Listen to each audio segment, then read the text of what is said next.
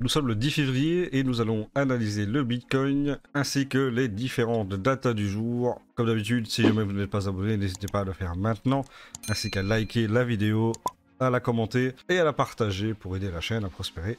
Je vous en remercie d'avance. Nous sommes lundi et donc une nouvelle semaine est passée. On regarde vite fait en vue semaine. Donc on peut constater une chose, c'est qu'on a les wave trends qui sont encore très élevés. Donc ça descend un petit peu, mais ça reste très élevé. L'Ichimoku Oscillator est élevé également. Le wave trend ici est élevé. Et moi, ce qui m'inquiète au niveau du RSI, c'est que certes, nous sommes à 61, mais nous avons la moyenne mobile 100 qui est très haut, vers les 63, donc proche des 70. Et ça, généralement, c'est pas très bon. Pourquoi? Parce que généralement, la moyenne mobile 100, elle va redescendre pour aller chercher du chargement, on va dire, pour pouvoir pumper par la suite. Donc, c'est pas très engageant.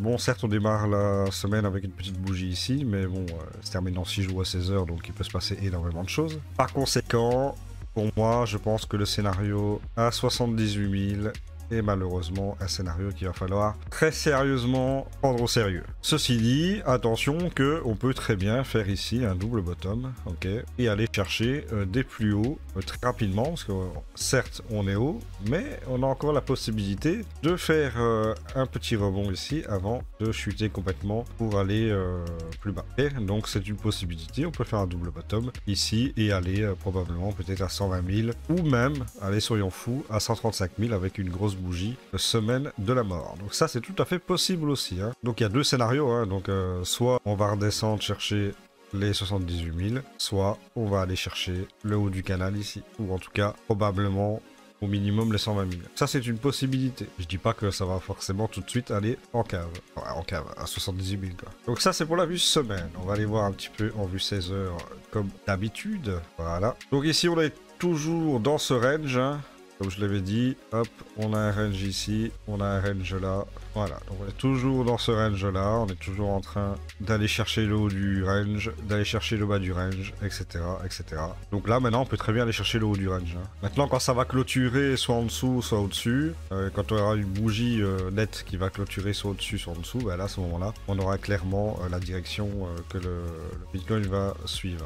C'est clair et net. Donc là, ça nous fait une belle petite bougie, sympathique. Elle se termine dans 7h43. Ça, c'est plutôt pas mal.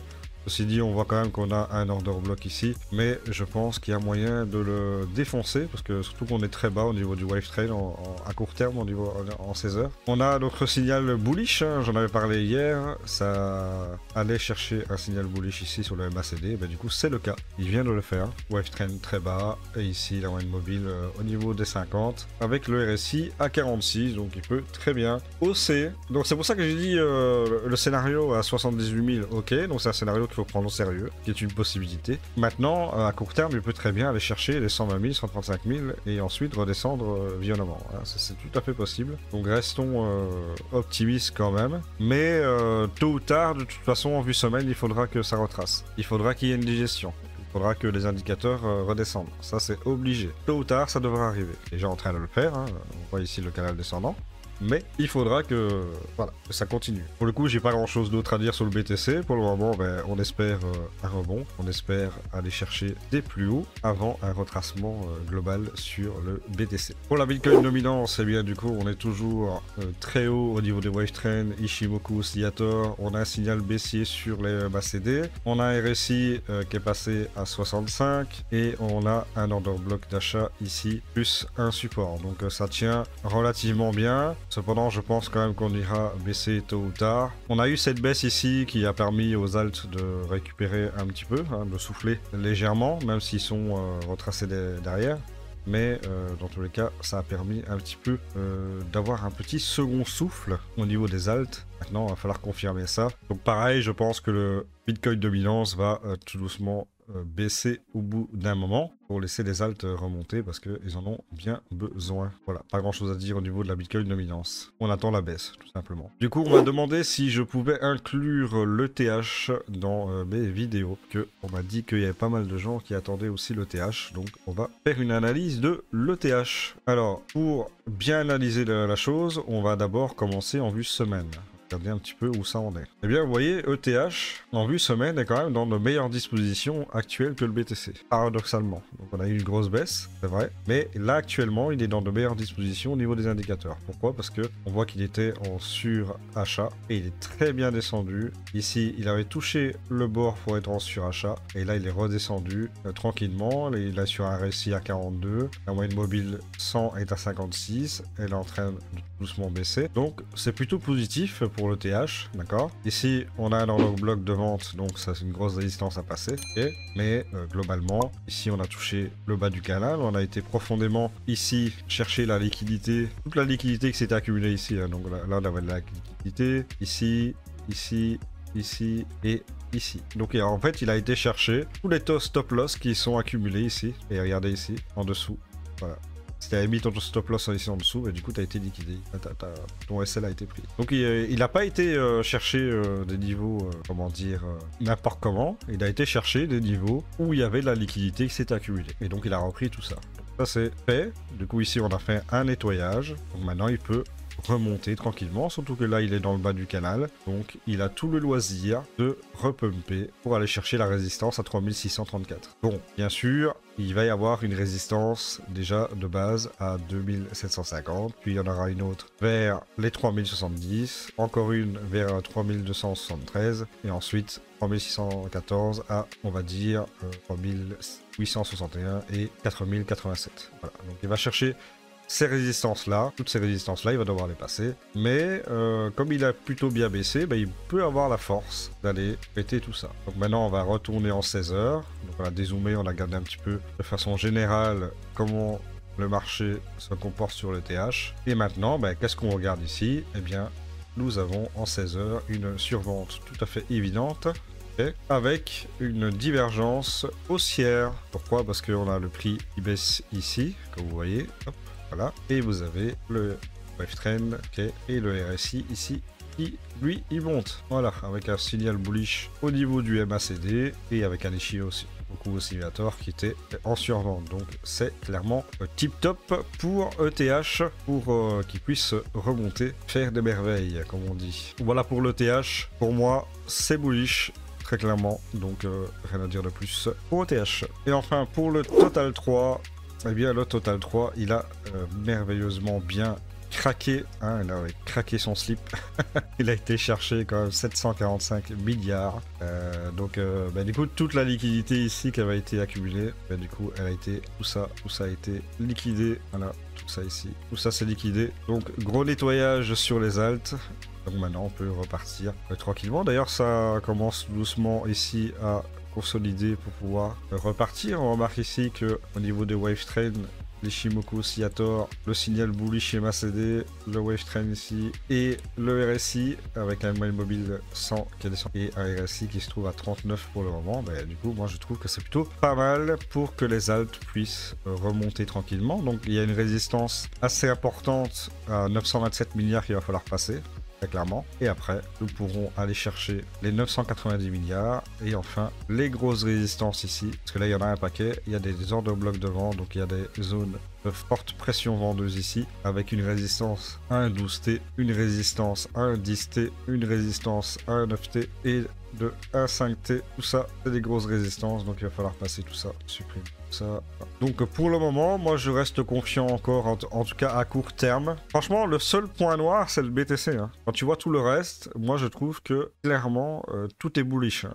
Tout est bullish. Les statistiques, les graphiques, les indicateurs, à court terme, tout est bullish. Le truc c'est que moi il y a un truc qui me dérange, c'est évidemment le BTC. Voilà, le BTC ça me dérange parce que en vue semaine on voit bien qu'il a besoin de retracer et si le BTC retrace, les alts risquent de prendre très cher et c'est un peu contradictoire dans le sens où les alts ont déjà bien pris cher et ont déjà été en survente, donc ça veut dire qu'il sera encore plus en survente. Ce serait plutôt catastrophique, donc c'est difficile de prédire exactement ce qui va se passer. Après le scénario du BTC qui va aller chercher les 120 000 130 000 $ avant de retracer violemment pendant peut-être 2 mois, c'est tout à fait possible. Maintenant, si on a effectivement une phase parabolique comme je le pense, il va falloir à un moment donné que le BTC a suffisamment de force en fait pour aller faire cette phase parabolique pendant un sacré bout de temps. Parce que si c'est pour retracer énormément dans plusieurs semaines et qui va durer encore plusieurs mois. Ça ferait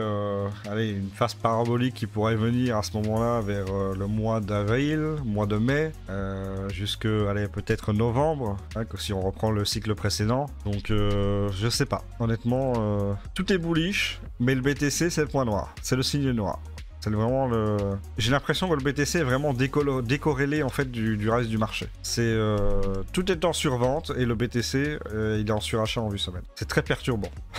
Et espérons que ça va bien rebondir et que ça va bien prendre son élan pour aller chercher un petit peu plus haut parce que on a besoin de respirer, on a besoin d'avoir un petit peu plus le moral. Pour le Fear Trade Index, nous sommes à 43, donc on a perdu 3 points par rapport à hier. On était à 46, nous sommes à 43. Nous sommes en peur, donc les gens ont peur et les gens en ont marre. Les gens sont psychologiquement instables. Comme on l'a vu hier, donc c'est plutôt compliqué. Mais bon, c'est dans ces moments-là que les bonnes affaires se présentent, donc et jamais cela. Et pour l'order book sur le BTC, eh bien regardez, toujours notre mur incroyable des 1300 BTC qui se trouve à, entre 100 900 et 100 960, donc c'est toujours là. Et nous avons un autre mur qui vient d'être placé à 105 000.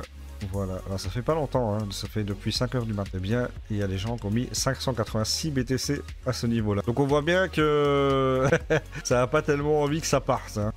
Clairement. Nous avons toujours les 321 BTC qui sont à 114 000, ça n'a pas bougé. Et nous avons un petit peu de BTC en support à 91 500. Là, il y en a deux. C'est pas folichon. Alors, un truc aussi, c'est qu'apparemment... les BTC à 78 000, est-ce qu'ils sont là encore? Ah oui, non, ils sont là encore. Ouais, c'est juste parce que je le voyais pas, ils sont encore là. 901 BTC, toujours là, à ce niveau-là. Donc, comme je vous l'ai dit, moi, mon scénario pour le BTC, hein, donc... Alors, scénario pessimiste, ok.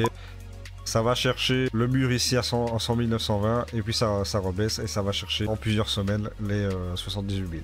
Ok, ça c'est le scénario pessimiste. Pessimiste, mais idéal, dans le sens où c'est un scénario qui permettrait ensuite de pouvoir avoir notre phase parabolique, puisque on aura suffisamment de puissance pour aller chercher des beaucoup plus hauts. Le scénario optimiste, mais plutôt chiant en vrai, parce que voilà, on va arriver ici, on va se faire rejeter, et ensuite on va passer, ok. On va arriver ici, on se fait rejeter un petit peu, on passe. Et on va chercher, hop, 120 000, voilà, 130 000, etc. Okay. Le seul problème, c'est qu'on sait que le BTC a besoin de retracer en vue semaine. Donc qu'est-ce qui va se passer? Eh bien, dans ce cas-là, c'est qu'on va avoir 1 mois, 2 mois, 3 mois peut-être de baisse du BTC, du marché, et du coup ça va être encore très chiant. Donc ce serait un pump qui serait vraiment le bienvenu, mais le problème c'est que sur le long terme ce serait plus problématique qu'autre chose. Après on aura encore 2-3 semaines, 2-3 mois de baisse et tout, c'est chiant. Donc l'idéal ce serait qu'on aille choper les 78 000 et hop, et après on part phase parabolique et on va chercher 250K tranquillou et 1000 sur le BTC. Cependant, si on va chercher les 78 000, effectivement, on va prendre une giga claque dans la tronche. Je le sais bien, mais à un moment donné, vaut mieux avoir mal un coup, puis que ça se passe bien, que ça se passe bien un petit peu, puis avoir mal longtemps pour que ça se passe bien après. Voilà, tu vois ce que je veux dire? Je sais pas si t'as bien compris ce que je voulais dire, mais moi je me suis compris. Pour le calendrier économique, eh bien du coup à 16h nous avons l'ISM manufacturier américain, à 11h nous avons le prix à la consommation en estimation rapide pour l'Europe, et à 10h30 nous avons le PMI manufacturier. À 10h, nous avons l'IDEA manufacturier européen, et à 9h50, nous avons l'IDEA manufacturier français. Donc il n'y a pas grand-chose aujourd'hui, mis à part le prix à la consommation, mais c'est une estimation rapide, donc ça ne devrait pas faire bouger les prix aujourd'hui, en tout cas je ne le pense pas. Concernant l'Alcohol Season Index, nous sommes à 43, on avait été à 39, on est remonté à 45, là nous sommes redescendus à 43, donc on est toujours à peu près au middle, même si là on tend quand même vers la Bitcoin Season, hein. Voilà, ça penche un petit peu vers là. Et au niveau du top 50 performance, nous avons toujours le BGB, l'OM, HBAR, XRP, TKX, XLM, GT, Algo et LTC qui sont toujours en surperformance du BTC parce qu'ils ont fait des hausses cette dernière 90. Et nous avons Aptos à moins 50% quasiment, Crow à moins 47, Tia à moins 42, Fetch à moins 41, Shib à moins 41, Render à moins 39, Nia à moins 38, etc., etc. Et tout ça, ce sont des tokens qui ont sous-performé le BTC de façon impressionnante. Et d'ailleurs, c'est pour ça qu'il y a vraiment une décorrélation entre le BTC et le reste du marché. Il me paraît assez flagrante et c'est pour ça que c'est difficile d'entrevoir la possibilité d'une bonne prédiction parce que on a un BTC qui a besoin de retracer, on a des alts qui ont besoin de pumper. Mais est-ce que les alts peuvent pumper sans que le pump finalement? Donc est-ce que le BTC peut retracer pendant que les alts pump? Vous voyez la contradiction? Vous voyez la décorrélation entre le BTC et les alts? Et pour l'émission de tokens, nous avons Aptos qui va émettre pour 70 millions de dollars de tokens, ce qui représente 1,97% de la circulation supply. À noter que la semaine prochaine, ce sera la même chose. Et nous avons Bera, qui est un nouveau token apparemment, et il va émettre pour 67 millions de dollars de tokens, ce qui représente 12% de la circulation supply. Et la semaine prochaine, ce sera 13% de la circulation supply. Donc attention, c'est beaucoup. En plus, il a un max supply qui peut être à l'infini. Donc clairement, c'est pas dingue. Render, il va émettre pour 2 millions de dollars de tokens. Mais c'est 0,10% de la circulation supply. Donc c'est vraiment que dalle. Même si la semaine prochaine, c'est la même chose. Cependant, il n'a que 48% de la circulation supply qui a été en circulation. Donc attention pour Render. C'est loin d'être le max encore. Voilà, du coup, c'est tout ce que j'ai à dire pour cette vidéo, pour mon analyse quotidienne. Merci d'avoir regardé. N'hésitez pas à vous abonner, à commenter, liker, à partager la vidéo, la chaîne, etc. pour que la chaîne puisse prospérer. Et n'hésitez bien sûr pas à rejoindre mon Telegram. Nous sommes actuellement 31. Donc continuons à monter notre communauté tranquillement dans le plus grand des calmes. Merci à vous et on se retrouve pour une nouvelle vidéo. Ciao!